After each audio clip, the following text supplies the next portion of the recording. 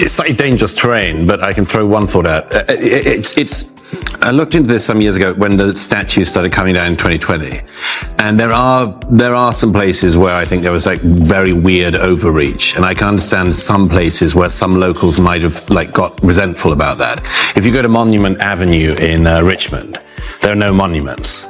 It's just an avenue with a lot of like stone bases on which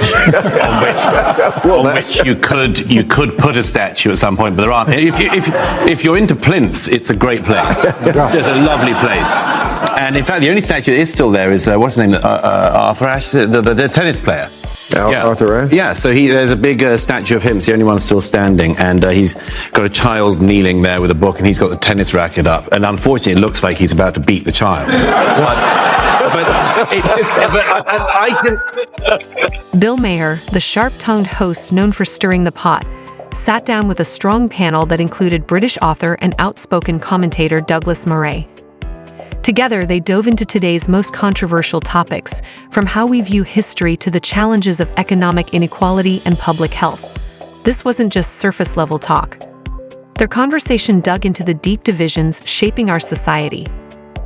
Murray brought bold criticism of today's cultural and political trends, while Maher didn't hold back in calling out extreme views. It was more than just a debate. It was a powerful exchange that showed how tough it is to find common ground in a world full of strong opinions. But it also reminded us why facing hard truths matters, even when it's uncomfortable.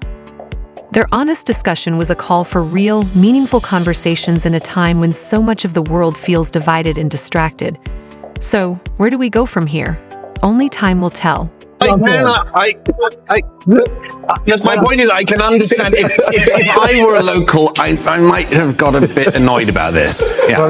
But I think it's worth remembering that the Confederacy celebrated slave owning, and these statues weren't built during the Confederacy. Sure. They were built when the Jim Crow laws were being enforced and segregation was really being enforced. So I think we need to know our history and honor our history, but I can understand how it would be tough to live in a town that is celebrating people who really thought that slavery was a great thing. Well, everybody thought that, by the way.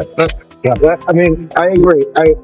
Now, first of all, to re-put the statue up? No, that's sure. great. I mean, but you can do what museums call retain and explain.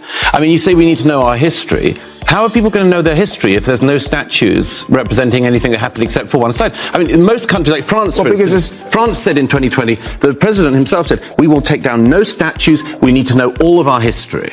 And that's in the Soviet Union, should they have kept the statues of Marx and Lenin up after Russia became a republic? They did. I've been to them. There are lots of the former Soviet republics put all the statues in a park, for instance, where you could then go to look at them. And that's a museum would be great. Right, it is. But a lot of the statues we're talking about are not explanations, they're venerations. Sure, exactly. And if they're celebrating, as you just spoke so eloquently to, if they're celebrating things like slavery and the Confederacy, then I think it's worth having a conversation about whether they belong. The push to bring back Confederate names for schools in Virginia has sparked a major debate about how we remember history and whose values shape our society.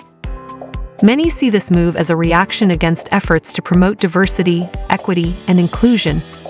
It hits at a deeper cultural divide. Should we honor the past as it is or reevaluate it based on today's values? Author Eric Schlosser points out something important. Most Confederate statues and school names didn't appear right after the Civil War, but during the Jim Crow era.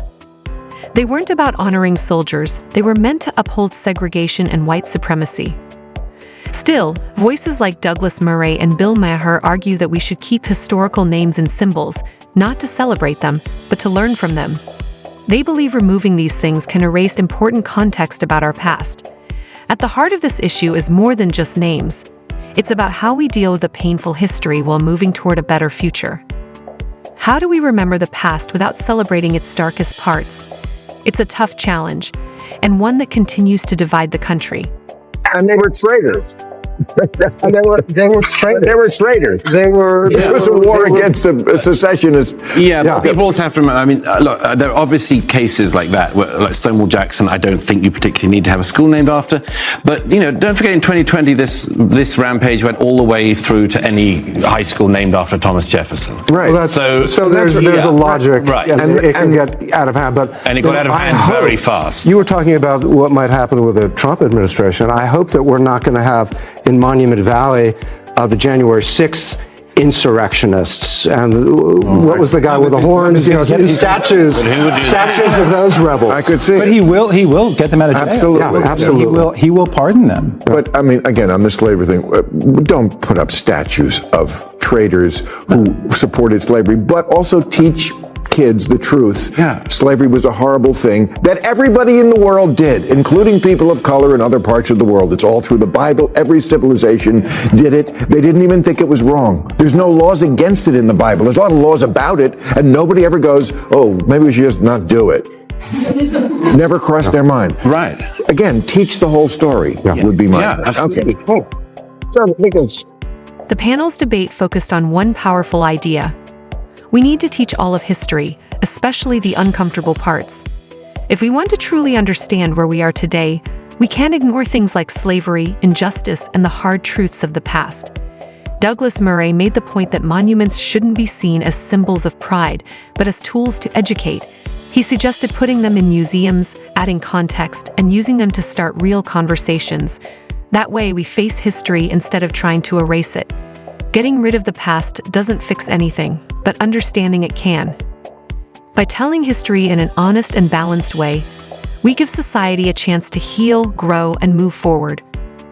Real education isn't about making people comfortable. It's about telling the truth. And that's the only way we'll make real progress. contribute, or tiered economy, contribute to people's sense of grievance.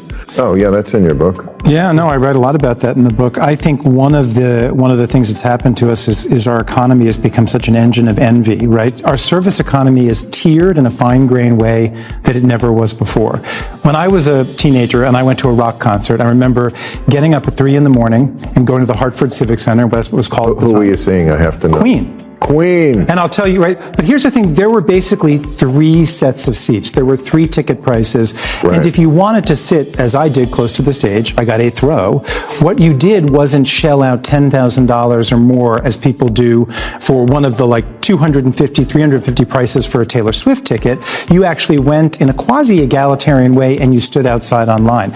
Got into the 8th row, caught Freddie Mercury's tambourine when he threw it out at the end of the show. I still got it. But what happened? Wow. No, I ended up losing it over time, which is a terrible. Suddenly story. it's the Kelly Clarkson show. But you take the Taylor Swift concerts as an example, right? People are paying so many different prices, and then they are going on their social media feeds and they're posting pictures of how close to the stage they were. Sometimes it's a family of 6. You're looking at $10,000 shelled out for one evening. Sure. We are more aware of the people who live on the echelon above us, the echelon above them, the echelon above that. It is in our faces in social media all the time, and I think it fills us with envy and drives us apart. It's part of our grievance culture. Yes. The panel touched a nerve with its in-depth examination of grievance culture and economic injustice. They revealed how the widening wealth disparity, exacerbated by social media, is fostering animosity and conflict. Frank Bruni gave instances from real life, such as the exorbitant cost of Taylor Swift tickets. Expensive concerts aren't the only thing at stake. It's a representation of a skewed economy where only the wealthy have access to it and everyone else is left feeling let down. It is made worse by social media, which continuously flaunts wealth and prestige while making others feel excluded. This constant flexing isn't just annoying, it's also creating inequity and deepening the divide. What was the takeaway? Our culture of consumerism and inequality is destroying our mental health and breaking apart society by altering the way we view ourselves and one another. So the question is, how much of this are we ready to put up with?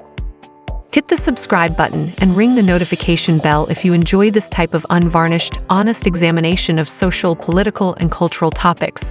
That way you won't miss a beat. Leave a comment below with your ideas on cultural backlash, economic disparities, or historical education. Your support is crucial, and your voice keeps this community going. We appreciate your support and hope to see you soon with more daring stuff.